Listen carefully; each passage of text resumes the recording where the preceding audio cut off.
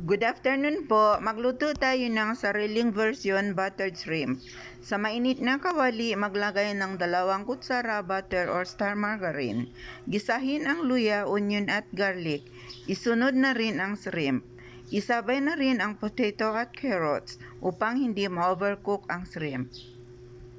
Maglagay ng asin, patis, pamintang durog, seasoning,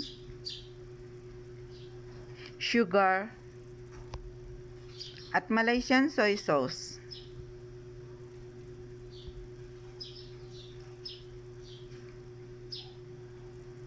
Ilagay na rin natin, mga kaibigan, ang tomato at siling haba. Haluin. Takpan para manuot ang lasa. Magdagdag na rin ng kalahating tasang tubig.